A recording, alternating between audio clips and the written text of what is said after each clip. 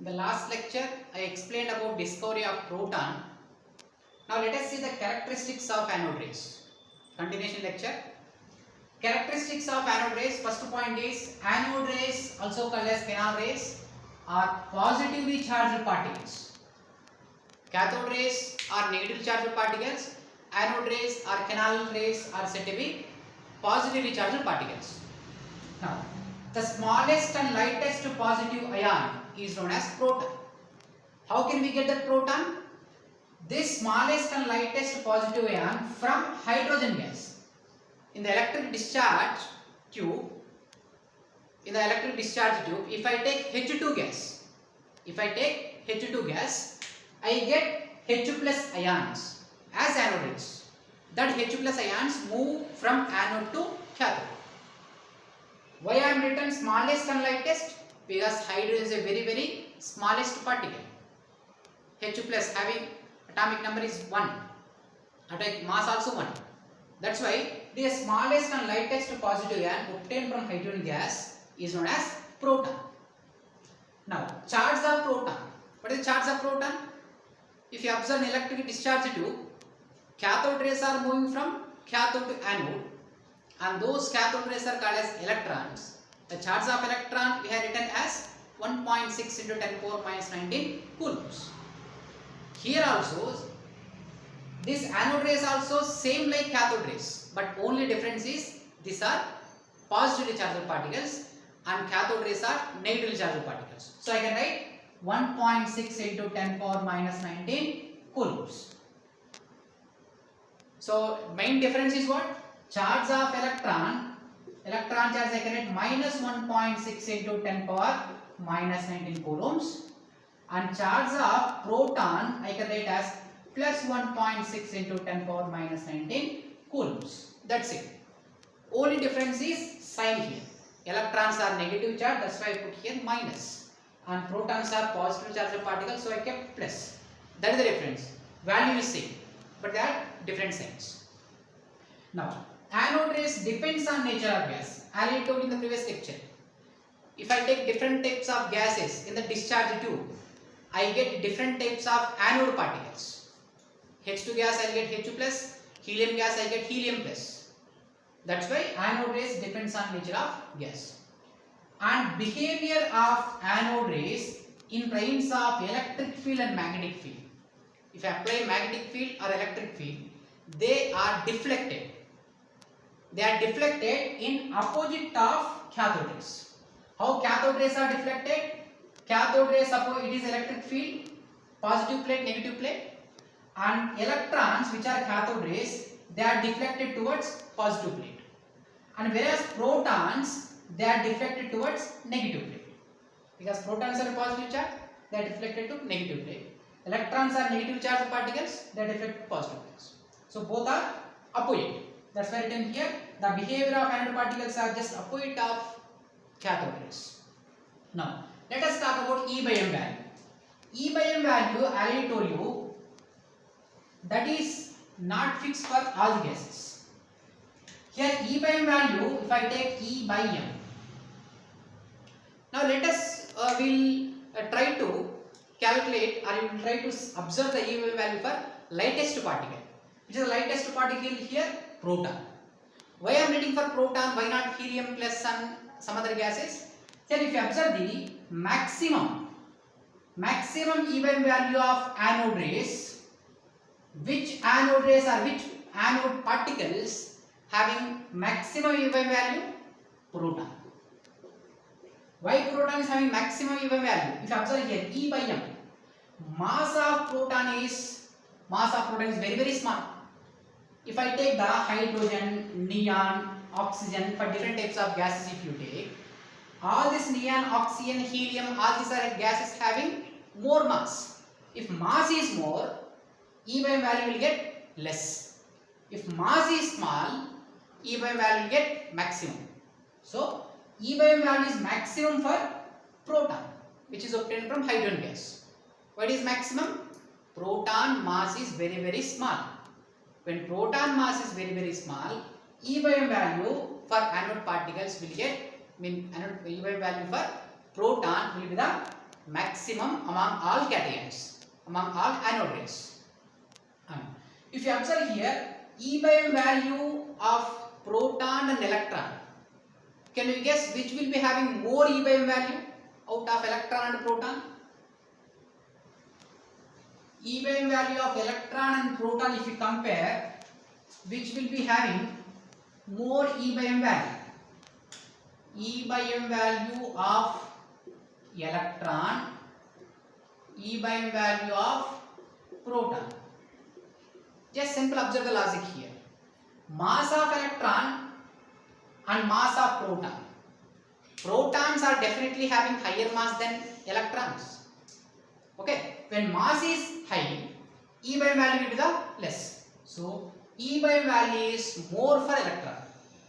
E by M value is very high comparing to E by M value of proton, because mass of electron is less than mass of proton. As mass of electron is very less, E by M value will get highest comparing to E by M value of proton. Okay, so this is all about the discovery of proton, and next let us talk about discovery of neutrons.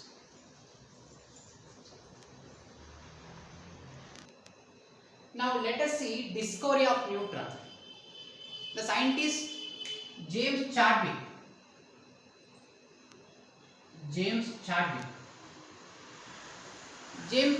discovered neutron. After discovery of electron and proton, James Chadwick felt that some electrical neutral particles may be present. So he went on some experiments and he finally discovered neutron. Okay, how he discovered the neutron? A simple experiment here. By bombarding a thin sheet of beryllium. By bombarding means by hitting beryllium sheet by alpha particles. Okay, beryllium sheet, suppose this is beryllium sheet, by which particles? Alpha particle. This is, let us take source of alpha particles. When alpha particles are bombarding on beryllium sheet, they are hitting on surface of beryllium sheet, what he was observed is some electrically neutral particles having mass slightly heavier than that of proton were emitted. Some particles are emitted. Those particles are neutral in nature, and the mass of that particles also slightly heavier than proton. How he could able to identify neutrons are slightly heavier than protons? Let us see here. So after bombarding a source of alpha particles on surface of beryllium, some neutron particles are emitted. Electrically neutral particles are emitted. So how can you able to find out they are neutral? If I apply electric field here, they are not deflecting, they are not migrating, they are not moving either cathodic plate or negative plate. If they are charged particles, they should move towards either anodic plate or cathodic plate when you apply electric field. Even applying the electric field also, these particles are not moving either anodic plate or cathodic plate. From that he concluded that they are neutral particles. Now after concluding they are neutral particles, then he has taken one paraffin wax. So this is said to be one paraffin wax. So paraffin wax is one kind of sheet or material which is rich in protons. This is rich in protons. This is sheet is made up of rich in protons. So after taking the paraffin wax, these neutron particles are pushing the protons outside. These neutrons are moving towards the paraffin wax and they are pushing the protons out. So when neutrons are able to push the protons out from the paraffin wax, which is having the rich in protons, he could able to conclude that neutrons are slightly heavier than proton. whenever neutrons are having slightly heavier than proton, then only these species can able to push protons. Yes or no? If this protons having heavier than neutrons having heavier than proton, then only they can able to push the protons.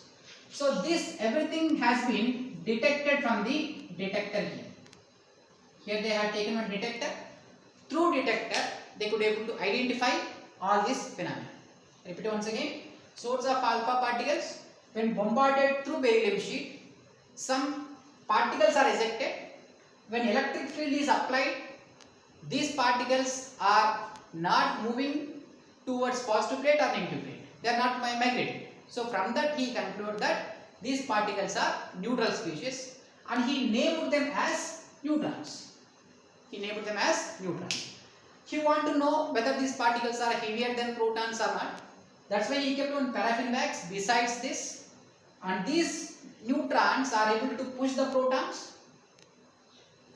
and this has been observed from the detector.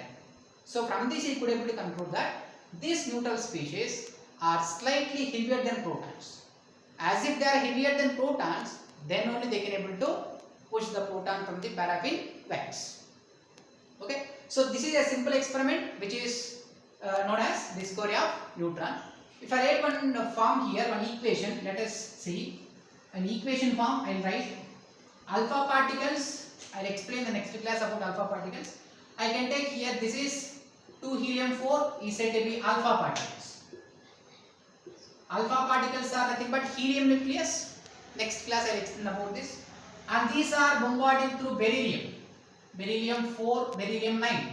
This is atomic number, this is atomic mass. Atomic number, atomic mass. This is an atom. So here what happens? Neutral, electrical neutral particles, that is neutrons, are emitted here. That is 0, n1. 0 nothing but charge of neutron is 0 and mass is 1. And we are getting 6C13. 6C12, you can write here 13.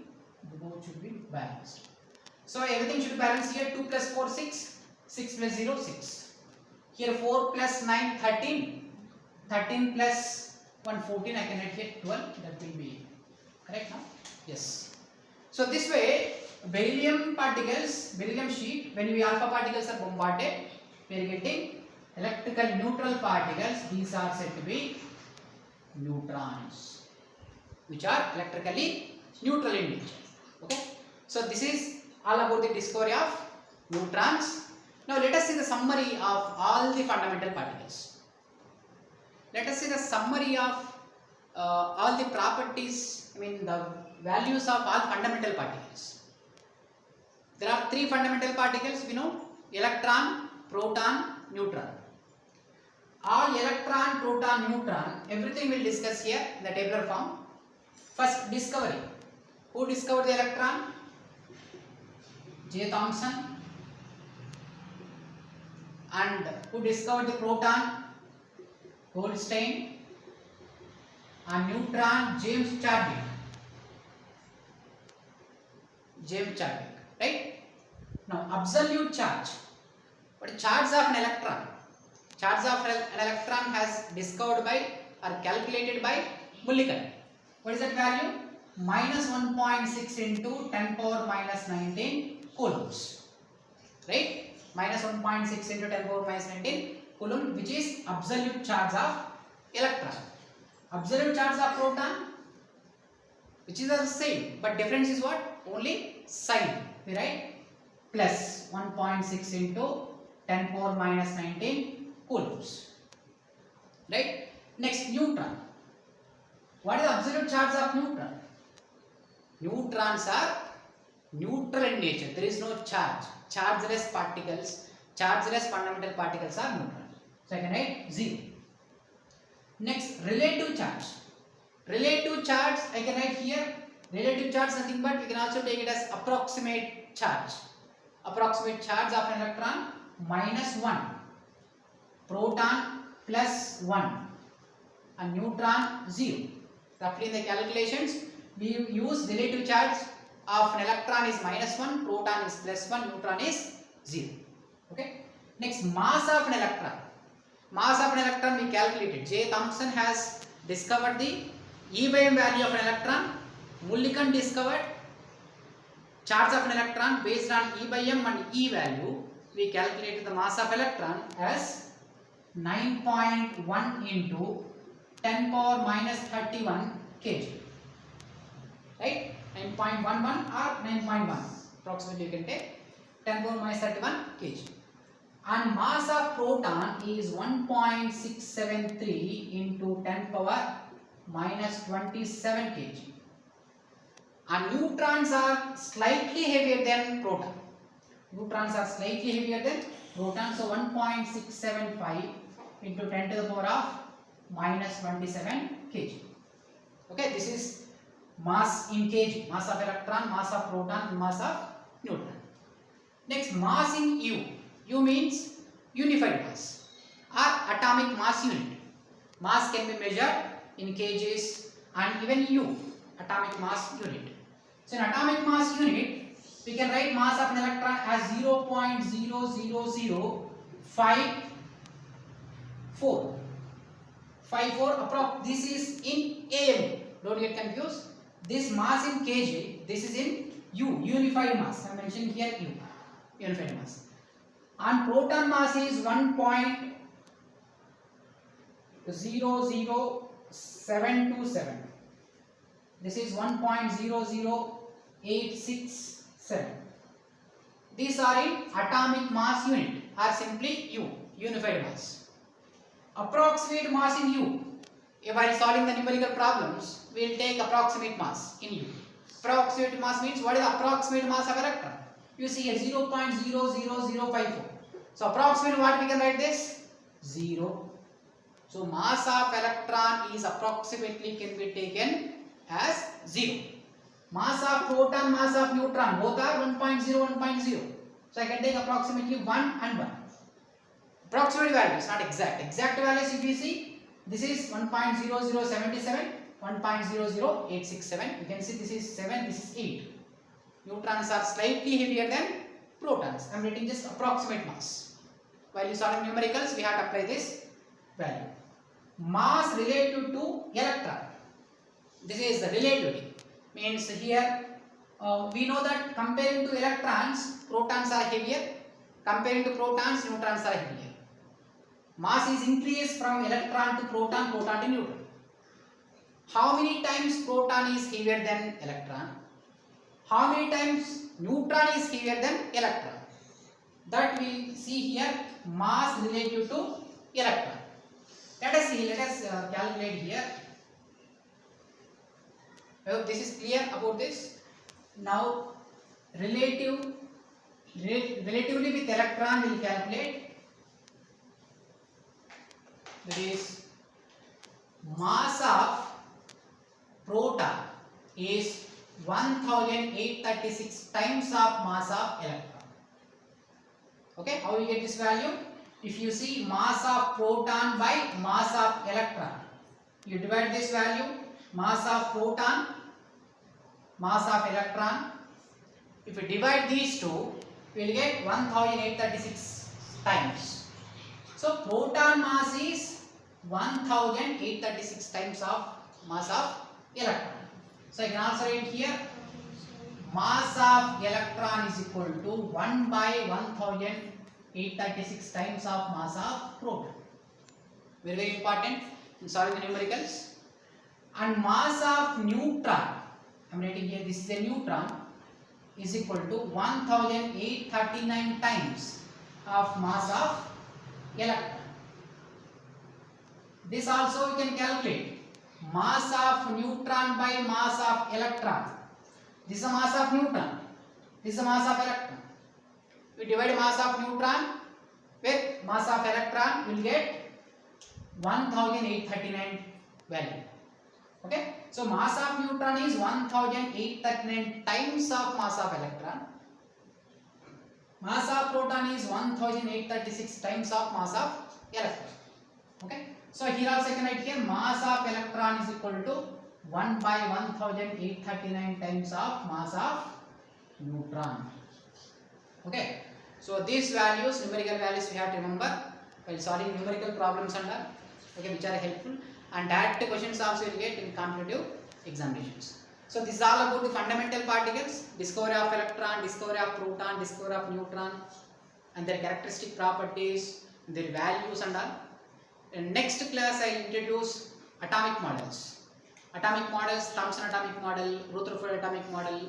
Okay, these and all we have to discuss next classes.